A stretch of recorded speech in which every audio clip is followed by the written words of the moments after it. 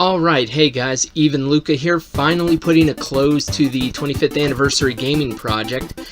It has been a long and arduous road, but 75 days and 75 videos later, we're finally finished, and I bet you're happy about that, huh? Should have been 25 years. Yeah, but you know what? It was 7 games from my childhood that I still, to this day, still love. So, you know, that's what the whole purpose of it was. In all honesty, I was working this out in my head as it was getting closer to game time, so to speak. Like, I didn't know what I was going to do. I knew I wanted to play some of my favorite games. It ended up being 7 because 7 seems to be the magic number for everything. I don't know how, but 7 seems to be the magic number, and in all honesty, these 7 games are perfect, and a special shout to the Battletoads game, because couldn't get that in on time, but it's still part of it. Because that game took me almost 25 years to beat. Because that game is freaking hard, but you've definitely put a lot of work into this behind the scenes. You know, the unsung hero work of it. It edited like 3/4 of the shit. 3/4, you're being generous, because there's 75 videos, and the Zelda project was only 12. So that means Which are the ones you mostly edited? yeah, I did all the Zelda. Couple. I did all the Zelda work because I knew I wanted to be a lot more hands-on in that project. Except the artwork. Yeah, and well, oh my god, yeah, the artwork for that, especially that project, was amazingly done. But the artwork for all those was really good. Yes, these are all original pieces. These are all really, really well done. But I knew I wanted to be more hands-on in the Zelda project because I've stated it numerous times. It's still my favorite game to this day. It's an amazing game. There's really nothing bad I can say about it. The music, the ambience, the storyline, the characters, every little bit comes together perfectly. And even to this day, even like at the end of it, I still get goosebumps. I felt sad beating it because that means we're done playing it for this. I'm like, really? I would have loved to continue playing it. Like, I'll go back and play it again right now, just for the hell of it. Just because I enjoy playing it that much. I will never get tired of it. But were there any particular games in this that stood out to you? Because these are all new games to you, aren't they? Yeah. Insightful. Very insightful. But I know... I was saying, I didn't grow up with the NES system. I was the Sega house. Yeah. So Sonic, Yeah, familiar. Sonic, definitely. We played some Sonic Alex games. Kidd. Oh dear. That game is hell. Hey, I've played it. Rock, paper, scissors. I know it's hell. It's not fun. Word of advice, don't get the bike. It's a waste of points. Pretty much. One hit, you lose it. Here's an idea. Don't spend your money on that game, and then you'll be saving a lot more money. Well, you don't have to buy items. But just don't buy the some game. people will require you to you have to buy a ring, eventually, etc., etc. But yeah, we're getting off track there though, because Alex Kidd we'll maybe get to it someday, but that'll be a long way down the road because I don't feel like playing that again. So with Zelda, I never got into Zelda. I had a Zelda for a Game Boy. You had Link's Awakening. Yeah. Which is, honestly, I didn't like it as much as a kid, but I've grown to really enjoy that game now. I think I only played it for like 20 minutes and I couldn't get into it. I'm done. Well, you've gotten pretty far in Ocarina so far. I know, that game... Well, it was their first jump to 3D, too, so, you know, it wasn't going to be perfect. I would have liked it better if it was in 2D. Oh, the old classic Zelda style. Yeah, that style is timeless. It will always... I thought that would have been much easier because I hate the camera. Yeah, because Link Between Worlds, which came out, you know, only fairly recently, I don't know the exact year off the top of my head, it played in the exact same style as Link to the Past. Like, that style isn't dead. I just thought they could have just done it in 2D, just like the colorful. Yeah, but I mean, 3D also had some growing pains to it because of, you know, just the new technology and everything. Like, look at Wind Waker. That I have nothing bad to say about that game either. Like, Never played it. we'll get to it at some point. That's an amazing Zelda game in of itself. I enjoy people hated it at first too, just because of the cartoony art style. That is cute. Yeah, it's a drastic departure from the original. You know, it has the beautiful cel-shaded graphics which still hold up.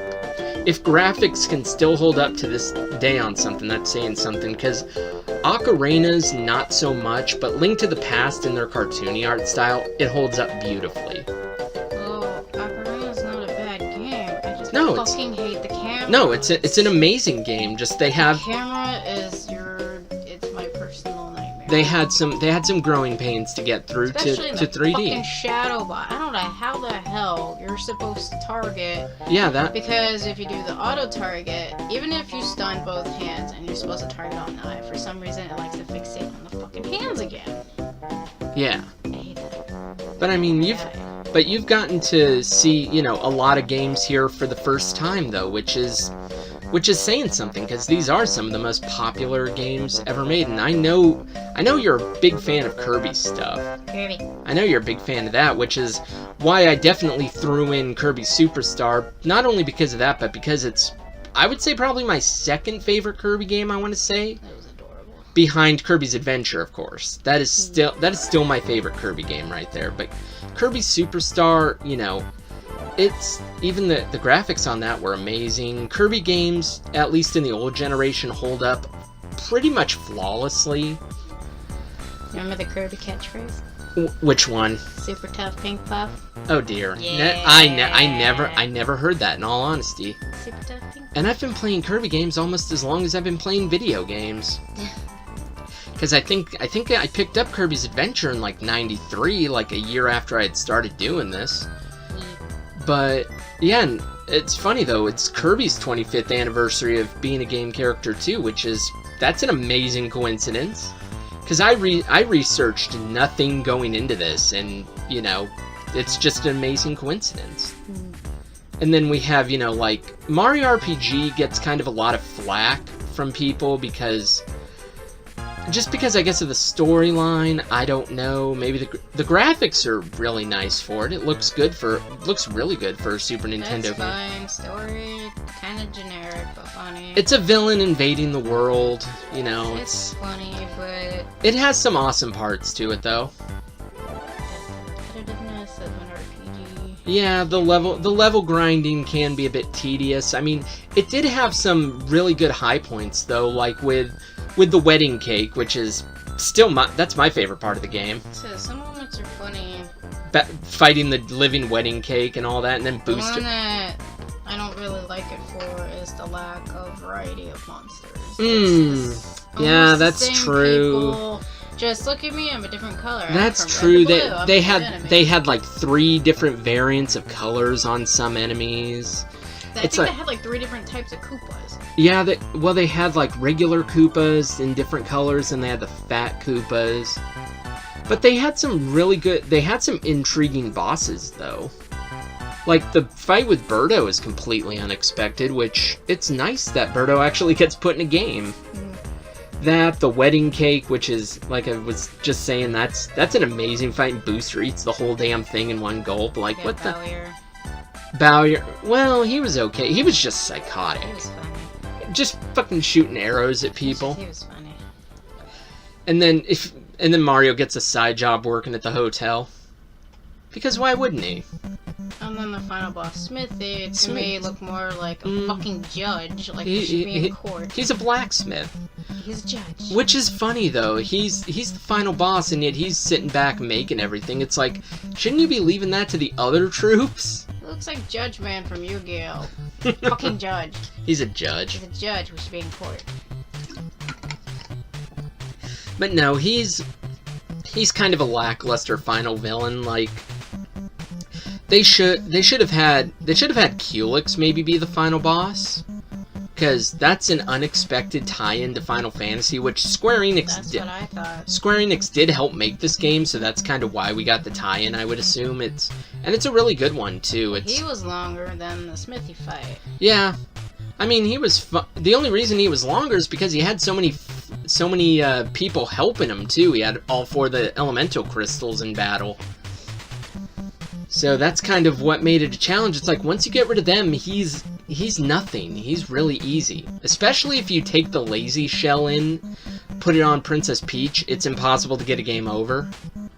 which breaks the game completely, but they put it in the game. It's not like it's a hack or a cheat or anything. It's an in-game item. You didn't really have to work for it much, if at all. You just had to get a few pieces, but that's about it. But I would say the most frustrating part of this whole thing had to be Bomberman 64.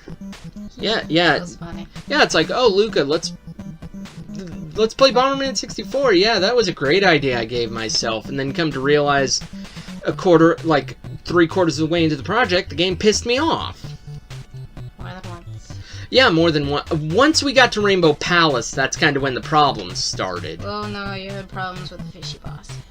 No, not so much. I just had You were getting frustrated because you couldn't get the 5th and final card. I had to look it up, and I found out that, you don't blow up the antenna first. You have to throw the thing in his mouth first, and You then do the throwing the bomb in the mouth part. well, there was just the didn't mouth, know the you couldn't- antenna, beating him in time, the tail, and one panel on the raft. That's actually easy. The one I was getting really pissed off at was the mechanical guardian to Altair's fortress. Like you're supposed to blow up a specific spot. Wait, wasn't a thing called the Chimera or something? I looked it up. It's called Chimera. in the Japanese game. They called it Chimera. Yeah. Well, the Chimera was a pain in the ass. And then after that, just shit started going downhill because Rainbow Palace had some of the trickiest jumps. This is not meant to be a platforming game, but we're damn sure gonna try. And that, in turn, made Rainbow Palace one of the trickiest areas of... It took me 2 hours to get to beat the goddamn level before Sirius. Like, two hours later, and I'm at this point really pissed off about it. I'm like, I'm just shutting the game off. Like, chopped down 13 minutes of stuff. Yeah, I know. Well, hey, that was easier than playing the damn level.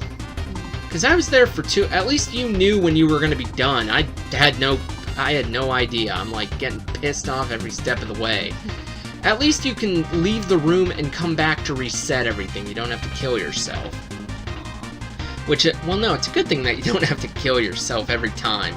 Otherwise, I'd be seeing a lot more game overs than I did. But, I had to do it. It was my first Bomberman game, too, and deep down, I have a soft spot for it. It's my favorite Bomberman game. Gee, what other games are left? Well, we can't forget Felix the Cat. That was incredibly short.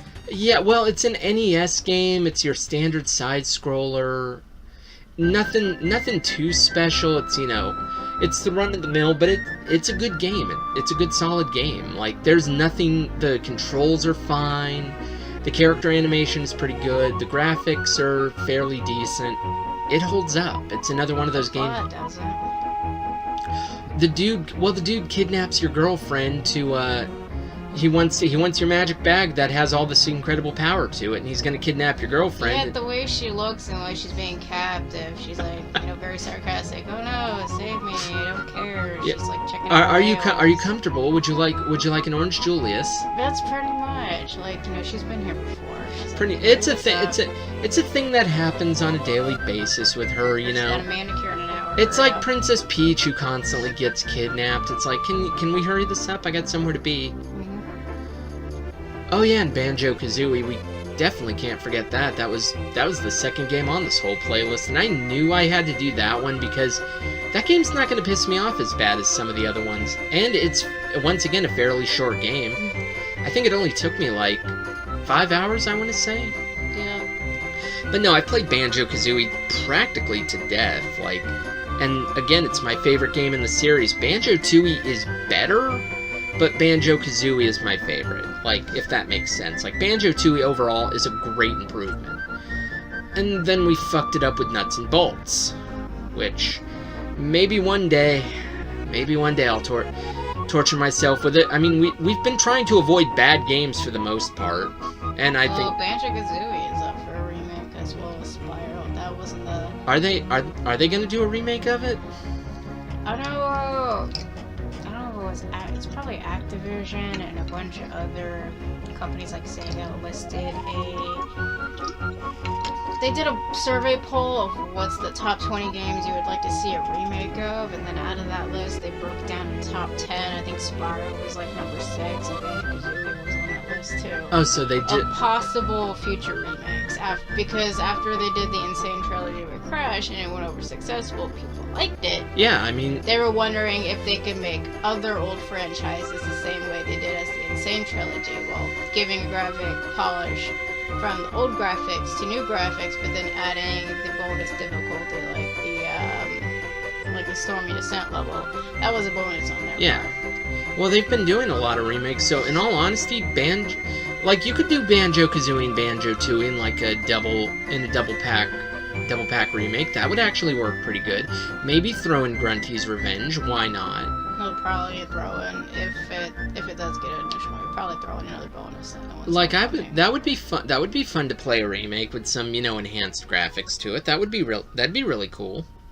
Because it hasn't gotten. I mean, the graphics have, like, Banjo-Kazooie's been around for almost 20 years, so you could really enhance those graphics. But no, I mean, anyway, getting back on track though, we might come back and talk about a lot of this other stuff later, because there's definitely a lot in the world of gaming going on right now. But coming back though, it's like this has been, a really fun, crazy project that we did. And like I said, I thought this whole thing up like in March, I want to say. So we were scrambling just to get this going. And with all the tech difficulties that we had, including everything breaking at once, things continuing to break, including the video is up on the channel for the, for the game glitching out when I tried to play it on the Super Nintendo. Yeah, he's like, it worked just fine for me. It's like, how do I even know you tested it? You didn't show me. We gave him pictures. There are pictures and a video showing the game had a problem with it, and that guy is like, it works fine for me. And as soon as he got him, like, well, you didn't really give us any pictures. No, or videos and as soon as he got the console back, it was a case of, as soon as he got it back, I got a refund, and then he sent the message, like, right there. It's like... Yeah, so as soon as he opened it out of the box, it works great. Like, it's fine. How do we know? I'm like, you need to clean out your games. I'm like, our games aren't dirty. Yeah, the games are fine. Like, we cleaned the games. We got... Because we got an NES from another source that's actually working out pretty good. That we've been able to do some work with, and the sleeves for the games. Like, we got everything, it's fine, but it was the Super Nintendo, and it's probably broken, and at least I got my money back there. But anyways, yeah, this has definitely been fun. We've had, a lot of fun, a lot of problems, a lot of shit breaking, and some unexpected hilarity in there, too. You feel it throbbing in both hands. I told you she enhanced the wrong sword. Well, hey, it goes back to Zelda 2 actually comes after this, and Link's not a little boy; he's a man now, and he's given them the old in out to get his HP restored. Yeah, it's a random fan art here. You don't even you know what's going on behind those closed doors. It's like she's like, I can soothe your weariness. Yeah, I'm sure you could. Between you and the fairy making the sword enhanced. It's like, why the hell not? So, by the time he always reaches Zelda, he's like, me. It's like, I don't need you. It's like, I don't care anymore. I don't need you anymore. No, it doesn't matter. I'm not doing this because yeah. But I mean, we know what my favorite game on this project is, obviously. Do you have a favorite here? Kirby. Which one? Well, which Kirby? Both of them? Oh, Kirby Superstar. What was the Great Cave Offensive your favorite part to it too? Oh my god, that got so frustrating. That got so goddamn frustrating. I liked all the items. That was funny. The items like connected to other NES games are really good. Like that's a nice little crossover. There was there was like Metroid, Mario, Zelda. There was actually the pail that was in the Japan exclusive Mario and Wario. There's a Neko Cat, there's a money, there's a coin. Mr. Saturn from the Earthbound series. So there's a wrestling belt. I think they had Captain Falcon's helmet was in there. Yeah. So they had a lot of crossover with all these other. That's what I like. Because there's another RPG online that I used to play that a lot of tropes to other franchises, like praise the sun and stuff like that. But yeah, I think it was awesome that they had all these crossovers to all these other, you know, Nintendo products in there, because like, and a lot of these don't see so much love anymore. Like Earthbound's kind of fallen by the wayside. F-Zero, for the most part, it's, you know, people are still into it though. But no, it's just nice to see all the. I think even Kid Icarus might have been mentioned in one of the items. I'm not sure. I don't know. There was so many to keep track of because there was 60 in all in that. But no, it was fun, except for, you know, the parts where it started to become frustrating.